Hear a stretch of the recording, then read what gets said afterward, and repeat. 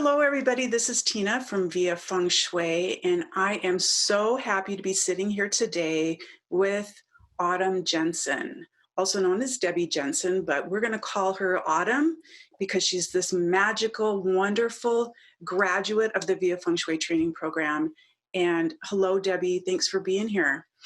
Hi, Tina. Thanks for having me. I'm so glad that we get a chance to do this, to kind of sit down and share what feng shui is and how we use it as practitioners, because I think a lot of people are confused by it. So let's start off with you describing to us what feng shui, because it might be something different to me than it is to you. So tell me, what is feng shui to you? You know, I've studied feng shui for a really long time before I met you.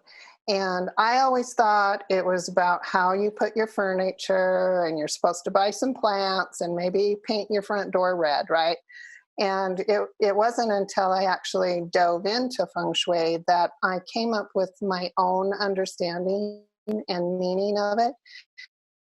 And what it is for me is connecting my inner world to my outer world and bringing that into balance. I kind of look at feng shui like you would a puzzle.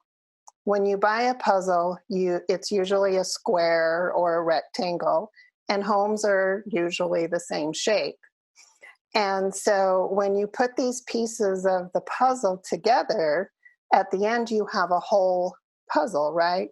So feng shui to me is kind of like that. When you walk into a home, you have all these different pieces of the home. You have colors and textures and smells and arrangements. And then you bring in the characteristics of all the people who live there or work there if it's a business. And as a feng shui consultant, you have to get all of those pieces and fit them all together so that everything is arranged properly and brought into balance as a finished whole piece. Wow, I love that metaphor. I love the visual of it. It makes so much sense. I've never heard that. I love that. I've got goosebumps. So how I know you don't do just feng shui, No. and you have other modalities and experiences and years of just, building your own intuitive practice and how you connect with people. How do you use feng shui? And I know you offer it as a service. What does that look like? How do you incorporate feng shui in your offerings to people, whether it's their home or their business? Well, you know, I also do permanent makeup, and I've done that for a really long time. So when I tried to incorporate feng shui into what I was already doing, I found that there was this underlying energy that goes with feng shui that actually allows me to understand my client better. And, you know, when I, excuse me, when I learned feng shui originally 15 years ago, I only learned Western, and I didn't know that there was anything else until I met you. And then I learned this compass feng shui or classic feng shui from you.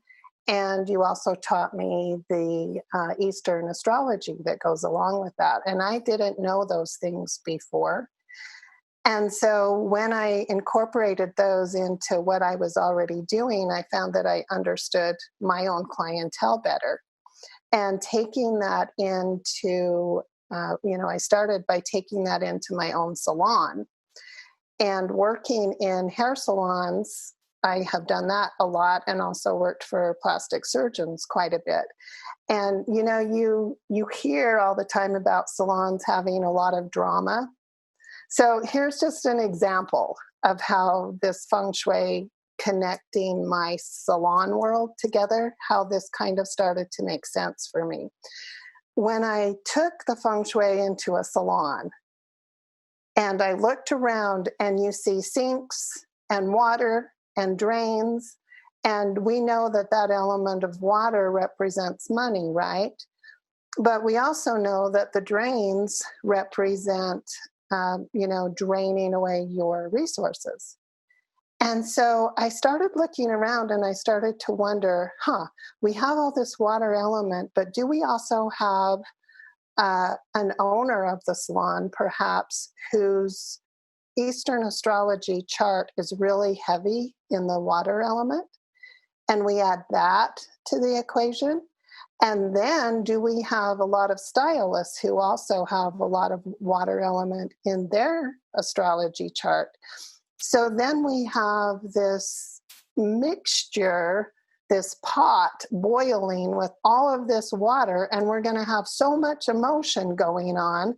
And that's going to result in all this drama, which happens in salons a lot and plastic surgeons' offices. And so it just left me wondering, like, hmm, hmm, you know? So it just helps you make sense of the world when you can use these other tools. Yeah, it so does. I love that you were able to see it like that. And I know now, being a full professional practitioner, you see it wherever you go. When you're sitting at a restaurant or waiting for your coffee order, just driving through town, you're looking at landform feng shui. There, you just see it, and you can't unsee it. Sorry about that. You um, can't. so, do you work with both private and business owners, like homeowners, and work with them on a personal level with their families as well as business owners? Yes. Yes, I do. Okay. Could you share, like, I know you've had incredible experiences with your clients. We've talked about them. You've shared about stuff. So, is something stand out to you that you heard back from a client with a success story or an aha moment that really shifted things for them, that kind of keeps you on this path to keep you excited about what you're doing, and keeps you motivated? Oh gosh, it's hard to pick one. The one that comes to mind right off the bat is she and her husband were and are business owners, both of them individually. And she wanted me to come out to her home because they both had a lot of dreams and goals to transition out of what they were doing and start some different businesses. And they just couldn't seem to get that final motivation to step out. So she invited me to come to her home and do a consultation. And when I walked in, there were so many photos on the walls that you could hardly even see the wall. They were literally in the hallways. Every room was just covered with family photos from down to your knee level, clear up above your view. And I said, tell me about these photos. And she said, well, we like to remember all these experiences that our family has had. We love travel, and we just have all these experiences that we like to remember. And I said, but how can you even have time to remember all these experiences? You'd be standing in your hallway for days, you know? And she said, well, we do like to go through and look at all these photos, but I said, there's too many to actually enjoy them. And it felt as if they were being suffocated from the inside out. There was just so much. And it's not, we hear about clutter in feng shui. And yes, it is clutter, but it was so much more than that. It felt like they were being kept in the past rather than being able to move forward. So her first assignment was choose, maybe one or two large photos that you can use that are updated photos, keep you in the present, and put all the other photos on one of those moving screens so that when you walk into the room, it's a surprise of which one is on that screen. And you can actually live in that moment, and then you can let it go and move on to your next activity or whatever you've got planned for the day. So that was her first assignment. And she took this very seriously. Her and her husband both, they went through their entire house and they took it seriously. And they took the photos down, they cleared the space, they decluttered, and then she started working on her office. And I worked with her step by step as we went from room to room. She chose to work on her office and their kitchen. Their kitchen was where they liked to spend time together cooking. And she had dreams of starting this new business. So her office was important to her. So we worked on those three things. And it was amazing what transitioned for them. She has since started her own new business. And this was just last fall. And she was just in a couple weeks ago, actually. And she had all these pictures on her phone to show me, now we did this and now we did that. And I started my new business, this thing I was dreaming about, and it's doing really well. And my husband is now, ready to start his new ideas. And so it just transitioned her forward. It just motivated her to move forward and do the things that she has been dreaming of doing for a very, very long time. So yeah, success story there. Gosh, Debbie, I mean, you just opened up her world, and I love this example. And I think the reason I love it so much is how you started, because I think people feel like, well, I don't really need to call a feng shui practitioner. I like the way my house looks, or I like the color of the front door. It's not just when you're wanting to redecorate your house that you call a feng shui practitioner, right? It's when your dreams aren't coming to fruition. It's when communication breaks down within the family, or when somebody's really struggling in an area. There's so many reasons to call somebody in to lend a hand for you. That's a beautiful example. And I'm sure you're going to continue to hear amazing things from them Oh, yeah. as they tackle the rest of their house. I hope so. Yeah, and even your mindful approach of not overwhelming your client, but just give them what they can focus on and manage at the time with where they're at. Right. That's really cool. Before we wrap up, because we want to keep this short, so it's just bite-sized nuggets here. Yeah. Do you have people reach out to you? It's like, what can I do for this? Or like a tip that you go to that is going to create a shift for somebody in their life? Just something simple that like anybody after they listen to this is like, oh my gosh, I'm going to go give this a try.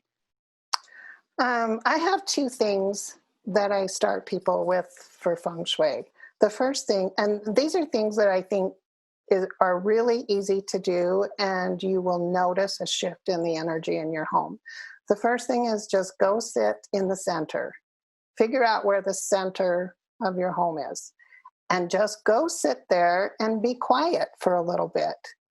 Put your feet on the ground. Let yourself feel the energy of the space that you live in. I don't think most people do this. And just ask your home, what do you need? What do you have to offer me? And listen, just allow yourself to just listen. It's amazing the messages that will come through. And the second thing is to do a space clearing. Now, most people know how to smudge their house. They know about sage and that kind of thing. Well, that doesn't work so well for me because, for one, I have a lot of people through my home because I work from my home and it smells like pot, which doesn't go over too well for some people, especially if they have allergies or asthma. And I also have a pet bird, and their little respiratory systems are really, really sensitive. So I can't do smoke and a lot of incense in my home because of her. So the feng shui way of clearing the space with the oils and the sprays, and it's a whole process, and it's quite different than saging. That clears your space. I found much better on a much deeper level than just smudging. So you can have, one of us feng shui practitioners come out and do that clearing for you, or we can teach you how to do it. It's not difficult. Mm-hmm. Those two things. Yeah, you're right. That's just such a great place to start. And it's not asking you to go spend any money. You don't have to go, put your work clothes on, or whatever. You could just do that and just be so mindful and in the moment. That's so beautiful. And you're reminding me I need to reconnect with my center. It's been a while. I need to go stand in that space and ask, what, we're in this together. How can we support one another? Ask my home, what do you need from me? That's beautiful. Is there any, first of all, tell us how we can work with you. Do you have a website? Are you on social media? Do you prefer just somebody to text you? What's the best way to reach out to you? I would say my Facebook page is probably where I'm the most active, and that is Autumn Moon Feng Shui, and House Magic is the name of my page. I call Feng Shui house magic because I think people understand that a little bit better than the word feng shui. And my website is autumnmoonfengshui.com. You can connect with me either place, send me a text, or just message me through Facebook, and I'll get your message. Mm-hmm. Okay, we'll put that in the description too, for sure. Is there anything that you want to add that we didn't get a chance to talk about before we? Oh my gosh. I think that you hit on the biggest thing is people think feng shui is going to be hard and it's going to be this long list of things to do. They're going to have to repaint the walls and get new furniture and buy new plants and stock up on little Chinese statues and things like that, And it's not. It's so easy. Just like, the example of just taking down too many photos. It's a chance to start somewhere with something small and connect with your home on a gradual basis so that you can actually feel the shifts occurring. And your intuition will guide you, as to what you need to do next. Mm. I'm just going to take a deep breath on that one. That was beautiful. You know how much I adore you, Debbie. I'm just so grateful that our paths have crossed, and to have you go through the training, however long ago that was, and to see you shine and be out there touching people's lives and teaching. Do you do workshops and stuff too? I do. Like if somebody wanted to have you come in and do a workshop in their business or for their family, friends, and kind of stuff. So I do. Of course, right now, we're all kind of, right now we're working remotely, mostly because of this coronavirus. And I do the full thing remotely too. Oh, good. So that's even an option now, just to, to get people out of their norm and kind of tapped into some new information. So yeah, if you're listening and this is something that intrigues you, or you just want to have a conversation with Debbie, jump on a Zoom call with her. I mean, you can feel her energy. You can sense her sensitivity and her sincerity in what she brings. And I just absolutely adore you. And I can't wait to see you in person again so we can give each other a big hug. Right. And I would say the feeling is mutual. I told you that I did take certification in Western I think it's been 15 years ago, but your training and the way that you brought this other modality into my life and the way that you showed, you helped me make sense of this. Before it was just like a book to follow. But the way your training is, you helped me really make sense of it. And I have to say too, that the way you taught me how to do the Eastern astrology has made feng shui so much more fun.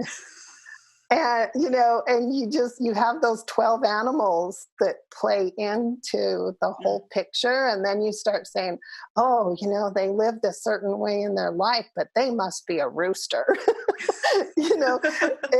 It's great. What you've done for my business is just amazing. And you're just so tender-hearted and kind, and you're a great teacher. You've thank you very much. Thank you. Yeah, those astrology charts are the most amazing tool. Just what an incredible gift, as are you.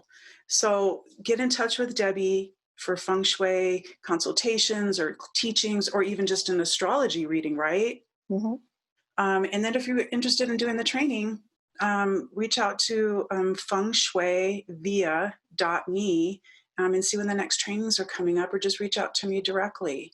And take care, my friend. We'll see you soon.